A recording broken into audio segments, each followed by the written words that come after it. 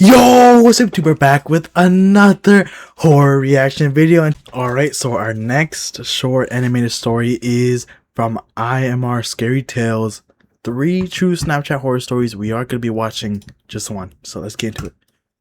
I barely put my phone on the nightstand after posting. Stay safe, bro, on Snapchat, bro.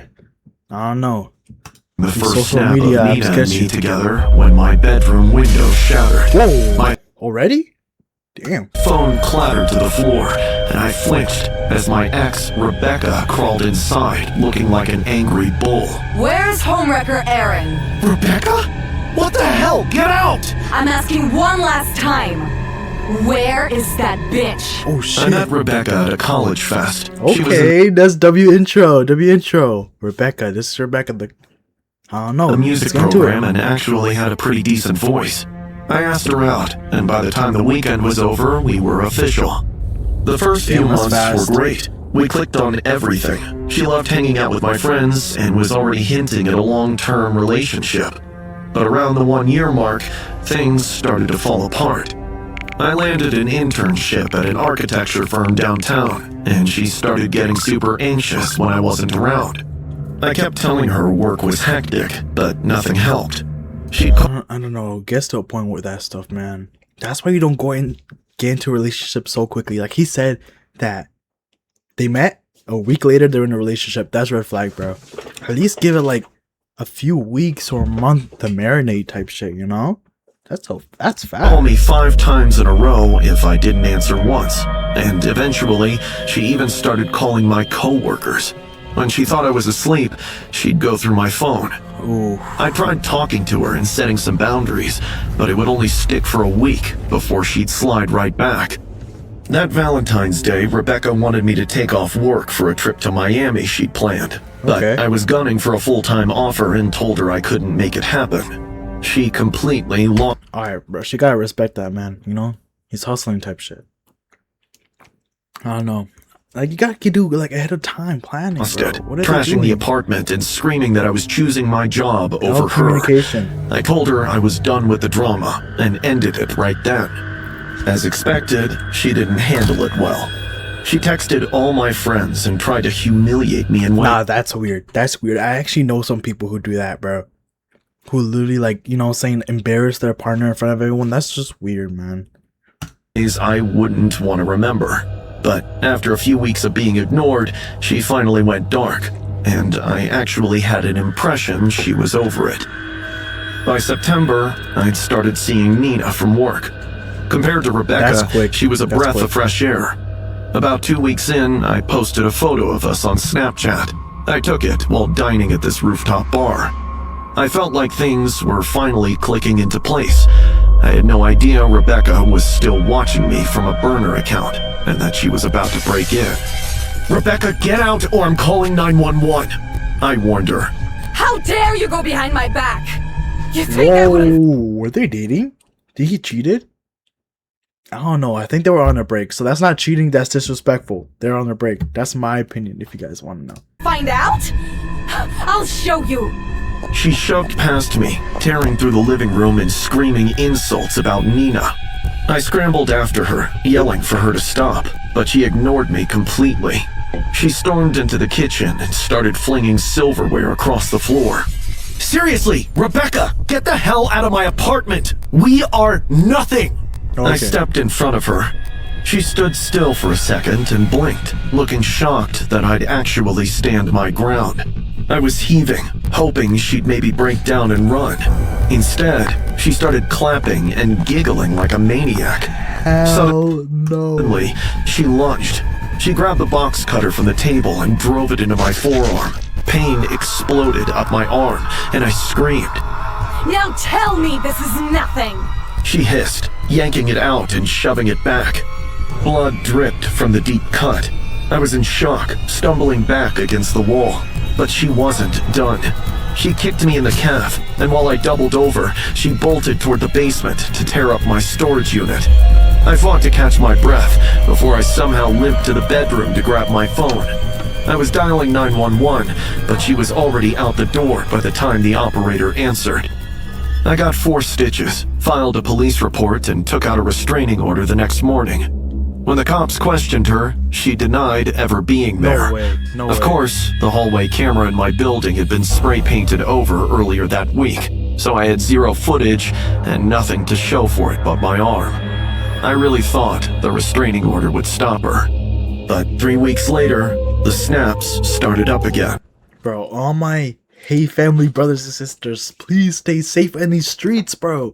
Some people, they just don't want to let go. Oh my gosh, bro, it's crazy. This is it's not based on a true story, thank goodness, but that's crazy, bro. There was me leaving my apartment at 8 in the morning, shot from across the street and at the gym, taken through the parking lot window. She even captured me walking into Nina's building across town. Every snap came from a fresh burner account without texts or bitmojis. I knew the game she was playing. You gotta get that evidence, bro. Every single little detail, take a picture of it, bro. You know what I'm saying? Always have evidence. She just wanted to make sure she'd be in the back of my mind 24/7. I brought every single screenshot to the detective, but he just told me to keep documenting and said it was tough to prosecute without something more direct. I hated hearing that. One morning, I checked Snapchat, half expecting to get another snap from the street. Instead, I got a photo of a bedroom wall with my picture pinned to the center.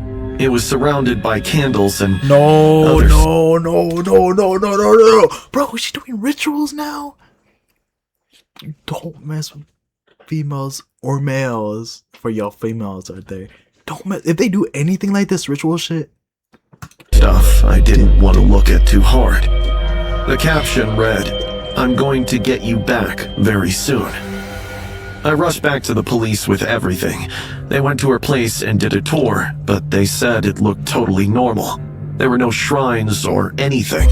Either she'd scrubbed it before they got there, or she was running this out of a place nobody would ever find out. Wow. By the time they tried to trace the account, it was already dead. She's been quiet for weeks now. Nina even felt safe enough to move back to her own place. I've stopped obsessively scanning the street every single morning, though I still catch myself doing it half the time anyway. I don't know if she's finally moving on, or if she's just getting smarter about how she does this. Honestly, I don't know which one scares me more. We gotta watch story 2. That was a I good was one. fiddling with my camera settings to get a better shot when I saw something move behind the bush on my screen. I zoomed in and completely froze. Darla, check this out. My throat had gone so dry I could barely speak. My best friend, who had been messing with Snapchat filters for the past 10 minutes, snapped her head up. She looked at me before following my gaze. Her eyes widened. Unaware of our presence, the man continued dragging the woman deeper into the woods. He was tall and built like a bull. The woman seemed to be in her mid-20s and was totally limp. Her feet dragged through the grass behind her. Before It's an evil world we live in, bro. Stay safe. Don't go in the forest at night. That's rookie mistakes. I could even move, Darla started recording, following it. Really? Darla, you fucking dumb, bro. Look at. Okay, you guys can't see her because of my face cam, but she's dead ass like holding the phone like this, bro. Walk into it. She's fried. Wrap it up. Wrap up the story. She muttered something about needing to get the scene clear before doing anything. Are you crazy? Why is she smiling, bro? That's red flags right there. I hissed, scrambling after her. She didn't even look at me and kept adjusting her lens. Suddenly, the guy stopped, dropped his backpack, and pulled out a roll of duct tape and some rope. My stomach dropped. Darla, stop! He kidnapped her! We have to call 911 right now! She glanced at me, annoyed, like I was interrupting something important. And miss this? This is going to be huge, and we're getting actual evidence. Just give it 10 minutes. We get the footage, then we call. I stared at You did, bro. If I was a bum girl, I'll just leave it, bro. I'm sorry. If you don't want to leave, I'm leaving. I'm not risking my life for you. You know what I'm saying? her, horrified. Have you lost your mind? She promised it wouldn't take more than 10 minutes. Against every 10 minutes. 10 minutes. instinct oh my I gosh. had, I stayed. I didn't know it yet, but I was making a mistake that could have been the last of our lives. But I loved and trusted Darla. She had been my best friend since middle school. She lived 2 blocks away. You always gotta leave your day ones, bro. I'm sorry. My day ones are watching this. You always gotta leave your day ones in situations like that. Every Saturday that wasn't gray, she'd drag me out to Riverside Park for snaps. She had this photography account with a few thousand followers on Snapchat and was obsessed with chasing the golden hour. I mostly tagged along because it was usually a nice way to kill an evening.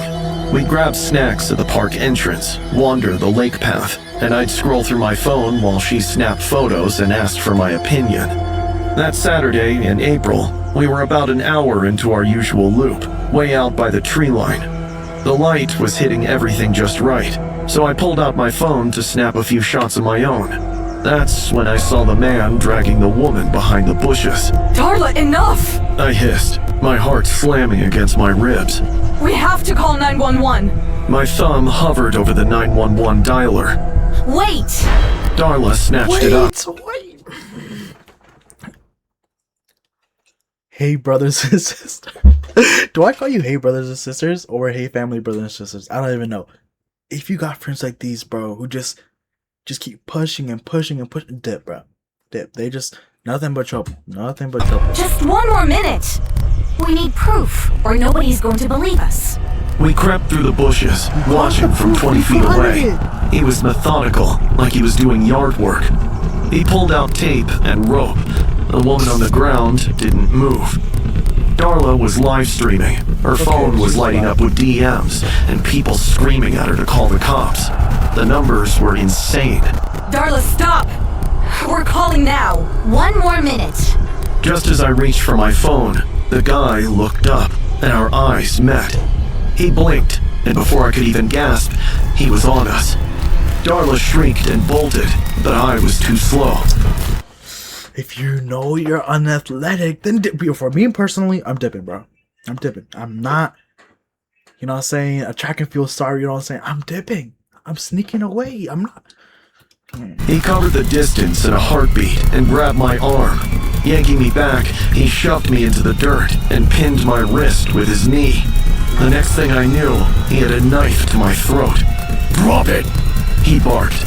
I let my phone fall into the dirt. My heart was going a mile a minute. I couldn't know what to do. Bro.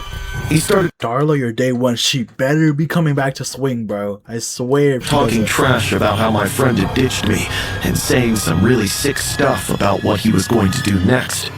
I was shaking so hard I could barely move. I was crying, begging him to just let me go and promising I wouldn't say a word to anyone. "Now where's the fun in that?" he sneered. About time, the woman on the ground started to wake up. I saw her eyes open, and she realized what was happening.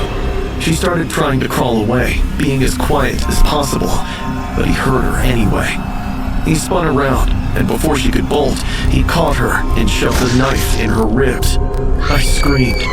He backhanded me to shut me up and went after her again. There was blood everywhere. It got all over my shirt and his hands. The woman looked like she was trying to scream, but no sound was coming out. He dropped her like she was a piece of trash and turned back to me, grabbing me by my hair.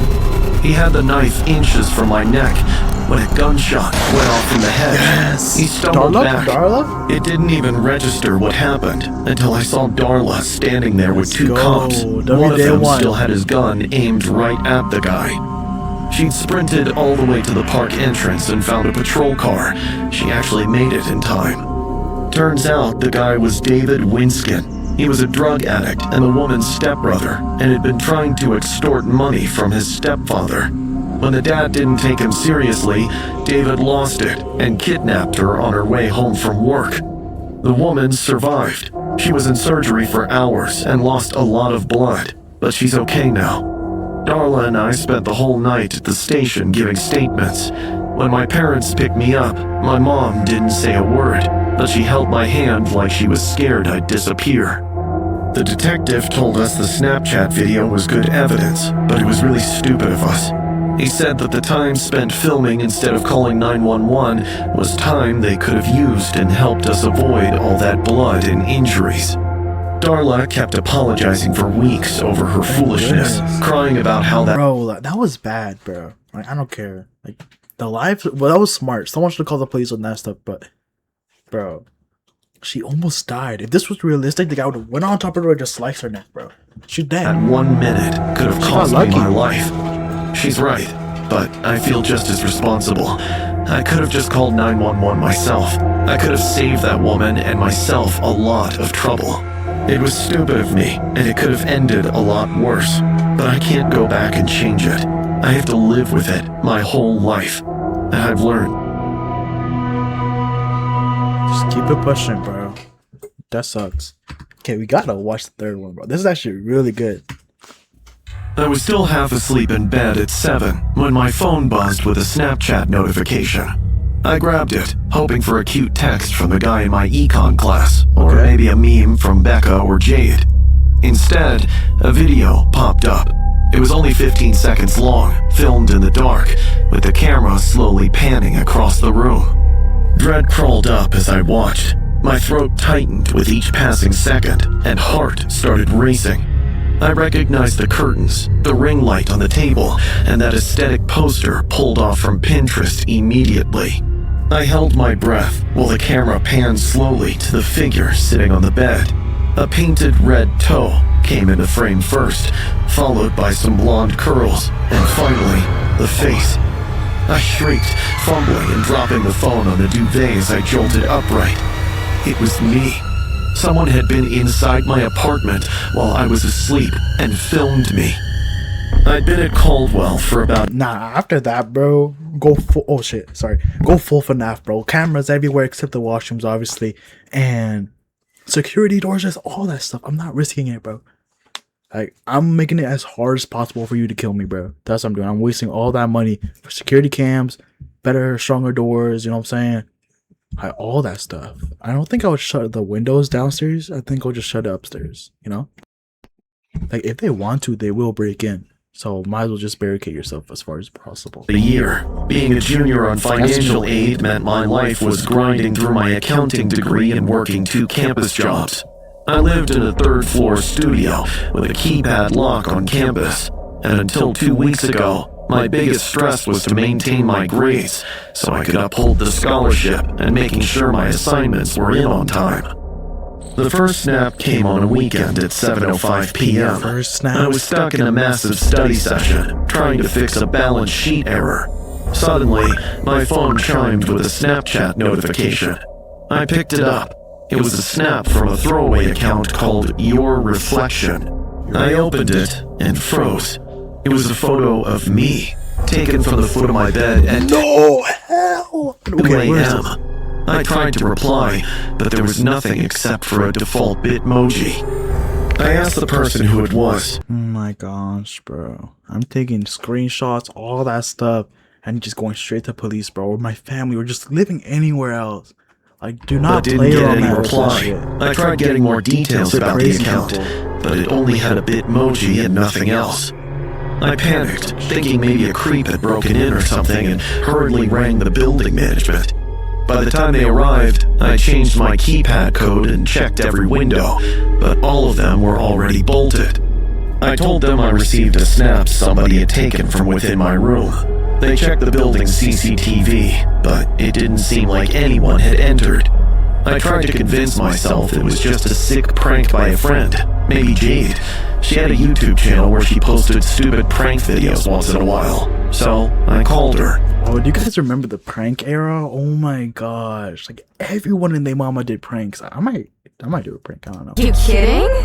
Why would I ever do something so silly? I'm sorry. I just thought maybe you'd want content or something. You serious? Babe, my pranks are always harmless. I swear it's not me. I wanted to believe her. Midterms were fast approaching, and I'd almost forgotten about them. But on a Wednesday evening while I was studying, 7:05 p.m. hit again, and another snap ping in. This time, it was me in the bathtub. How are they getting these flicks? My hands started shaking. I called campus police right away, and Oh, this is the campus. they didn't find a thing when they searched the place. Since the snap was a one-time view, I had zero proof to show them. One of the officers even had the nerve to ask if I was on something. I told him that was completely insane. Over lunch, I vented to Becca and Jade. Becca was clearly worried, but Jade just tilted her head and asked if I'd been under a lot of stress. What do you mean? It happens to me all the time during finals. I lose track of whether I've eaten or showered.